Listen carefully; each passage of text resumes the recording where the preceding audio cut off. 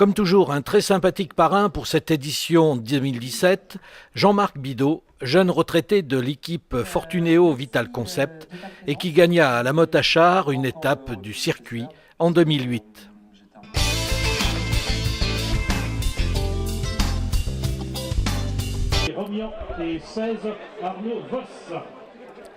La première étape de cette 31e édition du Circuit des plages s'est courue ce samedi 11 février à Fougeray pour la 3e année consécutive. 184 partants, 136 km à parcourir. Un premier groupe constitué de 7 hommes va reprendre des échappées au 82e kilomètre. Benjamin Le Montagnier des Côtes d'Armor, Justin Mottier du Pays de Loudéac, Cyril Borde du Pocle des Olonnes, Willy Artus de Sojason Espoir, Mathieu Burgodeau du Vendée, Brian Alaphilippe, Damien Gaudin et Yann Guyot de l'Armée de Terre. Ce sera l'échappée victorieuse, à l'exception d'Émeric Marquet, lâché au 102e kilomètre. Malgré ses efforts, le groupe suivant comptera encore 50 secondes de retard à 18 km de l'arrivée et 25 secondes sur la ligne d'arrivée. C'est sans trop de surprise que Brian Alaphilippe l'emporte au sprint devant Erwan Brentertsch et Mathieu Burgodeau. Ça va, on a des bonnes jambes. Après on est ici pour faire des efforts parce que ça n'a rien à voir avec chez les pros. Ça court pas du tout pareil, donc ça nous fait du bien de venir faire des courses comme ça. Seconde étape, courue à Saint-Jean-de-Mont. Froidure et vent sont au rendez-vous dans le Marais breton, 8 tours d'un circuit de 18 km. Dès le second tour, toute l'équipe du Vendée et 7 autres coureurs vont se porter à l'avant, profitant des bordures. Ce groupe ne comptera jamais plus de 45 secondes sur ses poursuivants. Au kilomètre 126, Benjamin Le Montagnier des Côtes d'Armor, Damien Gaudin de l'Armée de Terre, Polychronis Tsortsakis et Valentin Ferron du Vendée relègueront leurs compagnons d'échappée à 45 secondes. Le peloton tentera de revenir, mais c'est en costaud que le coureur grec Polychronis Tsortsakis va se détacher au dernier kilomètre pour l'emporter devant Valentin Ferron du Vendée et Benjamin Le Montagnier des Côtes d'Armor. J'ai un peu pour la victoire, mais j'ai attaqué encore avant le dernier kilomètre. J'ai fait un petit écart, j'ai dit ok, c'est maintenant. Donc c'était un peu une belle tactique. Cette troisième étape de Chantonnet tiendra toutes ses promesses. Température printanière pour les 143 partants pour une étape bien vallonnée de 131 km. À 2 tours de l'arrivée sortent Johan Payot, Frédéric Guillemot, Julien Gay, Marlon Gaillard, Samuel Plouinec et Damien Gaudin. Ils compteront 23 secondes sur leurs poursuivants qui seront Maxime Cam et Frédéric Guillemot, Franz Taruya Kreiner et Nicolas David. Le premier peloton sera lui relégué à 1 minute 15.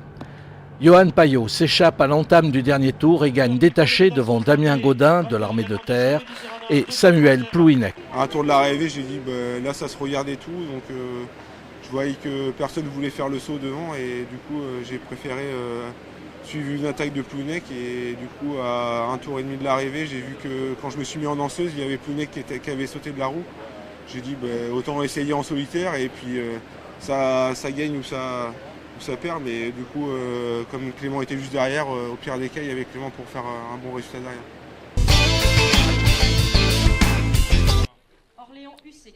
176 partants pour cette quatrième étape sans relief dans le bocage autour de la Motte-à-Chars, soit 6 tours d'un circuit de 141 km.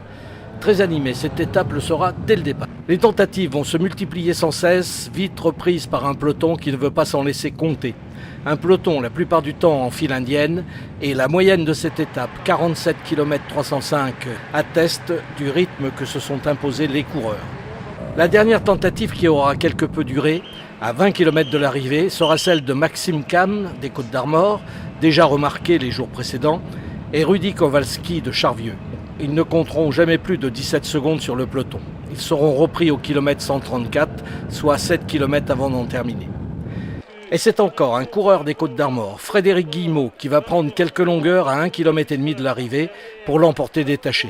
L'équipe des Côtes d'Armor semblait bien partie pour réaliser un triplé, Mais hélas, à une centaine de mètres de la ligne, une vingtaine d'hommes devaient chuter. J'ai un peu peur de frotter, c'est vrai que ça avait l'air vraiment dangereux comme arrivée.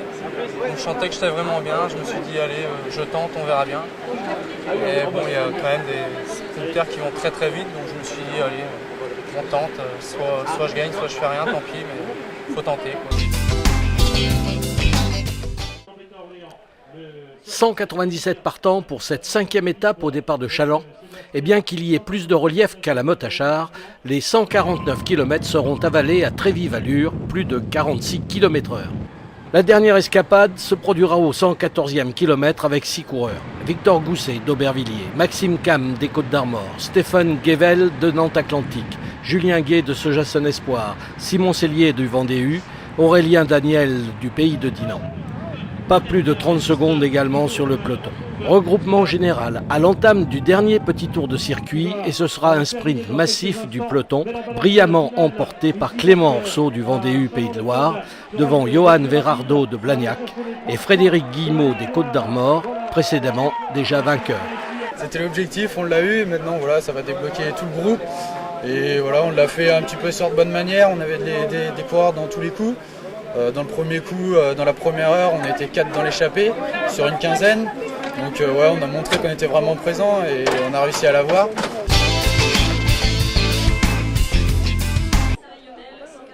On retrouve dans cette 6e et dernière étape du circuit des plages, courue à Noirmoutier pour la première fois, bien des points communs avec l'étape de la veille à Challans.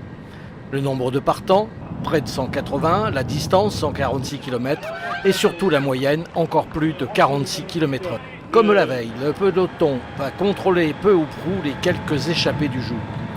Enfin, plus que 3 au 133e kilomètre. Kevin Fouache de Creuse Oxygène, Cyril Patou de Loudéac et Clément Davy de Laval. Resteront bientôt Kevin Fouache et Clément Davy, repris par le peloton à 2 km de l'arrivée. Et comme la veille, c'est Clément Orseau du Vendée-U qui l'emporte en costaud devant Théo Menant de Creuse Oxygène et Vincent Pasteau de Saint-Quentin. Les jeunes ont fait un super début de semaine. Ils ont montré qu'ils avaient le niveau, qu'ils avaient la force, qu'ils n'avaient pas peur de prendre les responsabilités. Nous, on leur a fait confiance. Malheureusement, on n'a pas eu la gagne, donc ça commence à tourner autour, mais il fallait absolument qu'on y arrive. On arrive à gagner hier avec un super collectif, on regagne aujourd'hui avec la même chose, un bon collectif. On avait 2 coureurs devant. Donc nous, derrière, encore que le même cas qu'hier, pas besoin de rouler, tranquille derrière, tout en évitant les chutes, et on arrive quand même à gagner, on prend le général en plus, donc c'est parfait. Clément Orseau conserve le général bien entendu devant Frédéric Guillemot des Côtes-d'Armor et Erwan Brentertsch de Laval.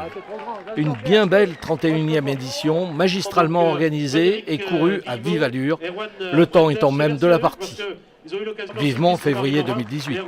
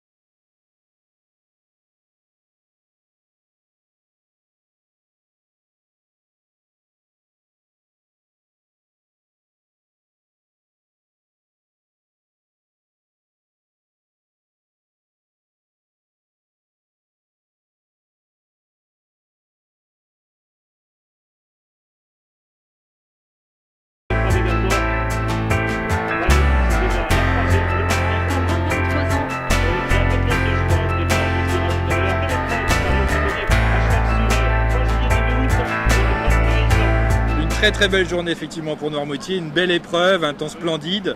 Donc je crois que toutes les personnes qui étaient présentes, nombreuses, venues découvrir cette épreuve, ont été ravies du spectacle qui a été proposé. En plus avec un très beau final, beaucoup de suspense, une très jolie stratégie conduite par les Vendée-U, donc un régal. Une manifestation que je recommande chaleureusement en se plaçant déjà sur les rangs pour l'année prochaine et l'accueillir, sachant que ça nous permettra de roder un petit peu nos équipes et l'organisation pour le Tour de France.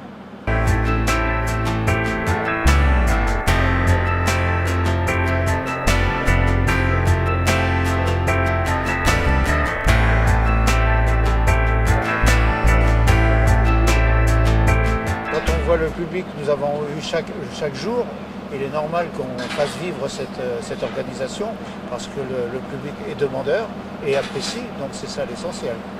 J'ai voulu voir toute cette semaine qui il faisait, comment il faisait, pourquoi il faisait, quand il faisait.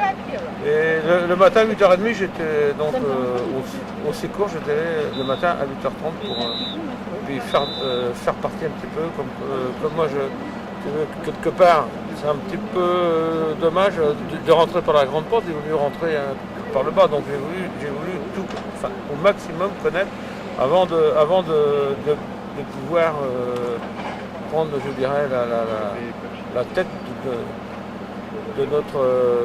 en fin de compte, c'est de notre employé. Aucune nostalgie dans la mesure où c'était prémédité. Et moi, ce qui comptait avant tout, c'est que pérenniser l'épreuve. Voilà, les plages, c'est quand même une institution et je voulais avoir un suivi et pour moi, ça, c'est l'essentiel. Je ne pars pas, je ne suis pas nostalgique, c'est clair. On va travailler en binôme avec Patrick, mais il est hors de question d'avoir... Non, la décision a été prise, donc je ne vois pas pourquoi...